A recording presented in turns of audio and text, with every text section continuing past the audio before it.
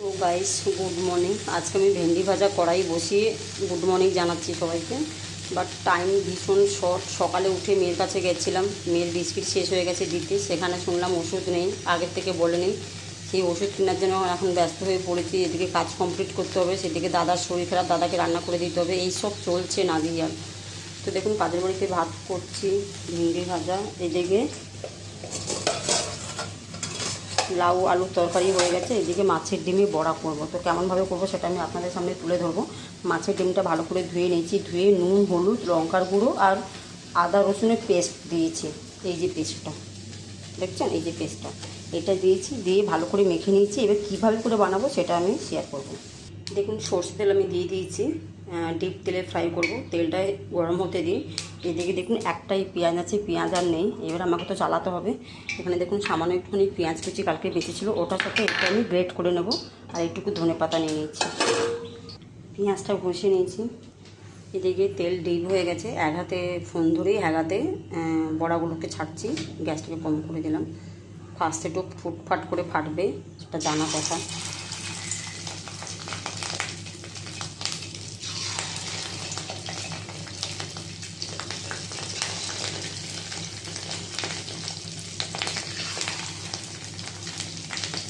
কত রিস্ক নিয়ে আমি ক্যামেরা করি, বাম হাতে ক্যামেরা ধরি, ডান হাতে রান্না করি। কত ছ্যাঁকা খেয়েছি গাইস একসময়। প্রথম ভীষণ ছ্যাঁকা খেয়েছি, এখন একটু হ্যাবিট হয়ে গেছে।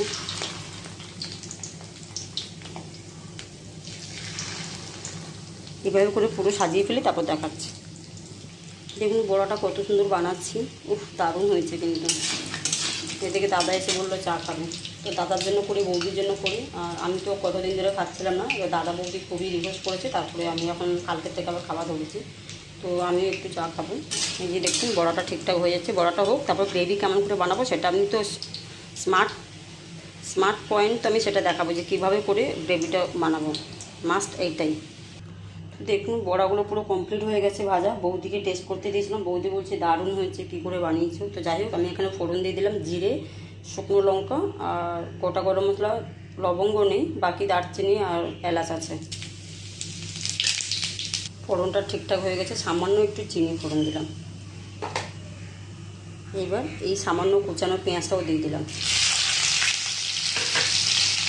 পেঁয়াজটা দেখুন হালকা ব্রাউন হয়ে গেছে। এবার টমেটো আলু কেটে রেখেছি, এটা একসাথে দিয়ে দেবো।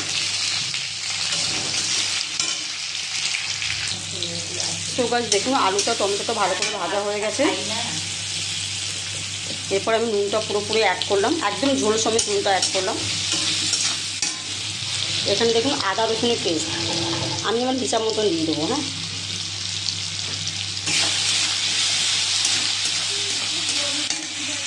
এখানে দেখুন আমি গুঁড়ো মশলা নিয়ে নিচ্ছি। গুঁড়ো মশলা কী কী নিয়েছি আমি বলছি, কেন কি এখানে জিরে গুঁড়ো কম পড়েছে, ওটা শর্ট আছে।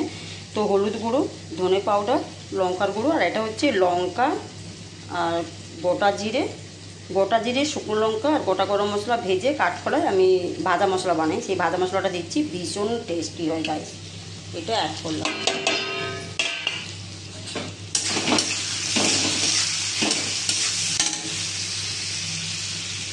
এবারে কী অ্যাড করবো বলুন তো, ওই যে একটা পেঁয়াজ ঘষে রেখেছিলাম, ওই পেঁয়াজটা।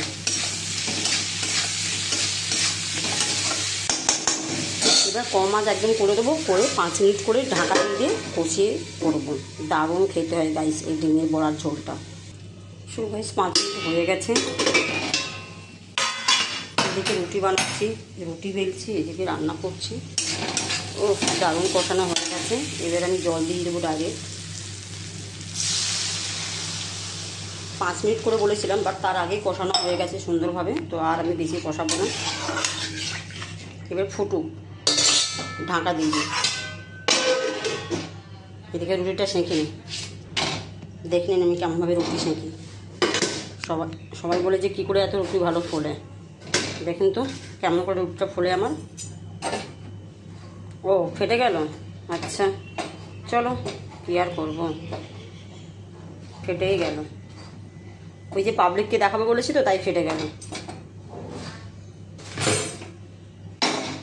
দেখুন এবার রুটি ফোলাটা কীরকম।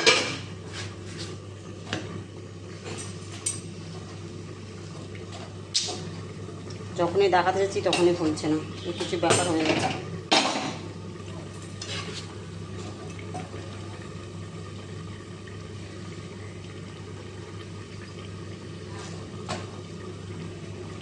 দেখছেন কোনোভাবে ফুটো হয়ে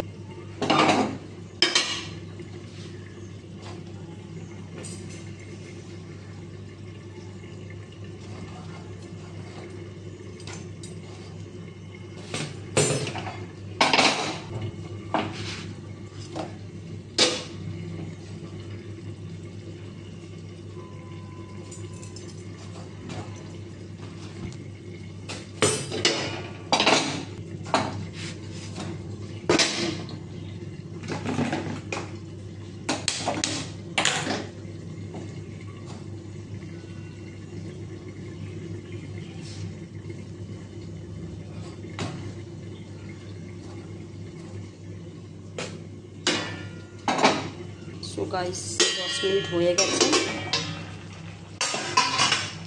কালারটা দেখুন, চিকেনকে ফেল করে দেবে। দারুণ সিদ্ধ হয়ে গেছে। মাছের ডিমটা দিয়ে দিই, বড়াগুলো একটুখানি ফুটুক। ওফ, খেতে যা বাম্পার হবে না, দেখতে পাচ্ছেন? এইভাবে বানাতে হয়। যা 2 মিনিট ফোটাবো, নাহলে ঝোলটা পুরো টেনে যাবে।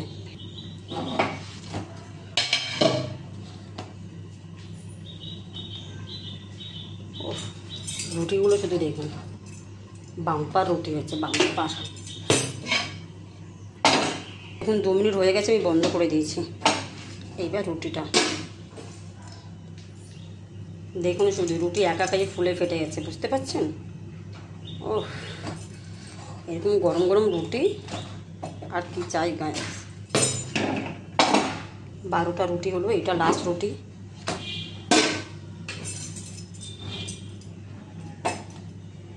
মানে যেমন করেই ফেলে না কেন, রুটি ফুলবেই।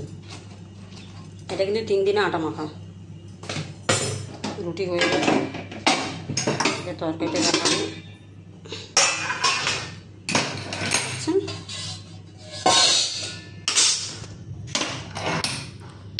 মাছের ডিমে বড়ার ঝোল।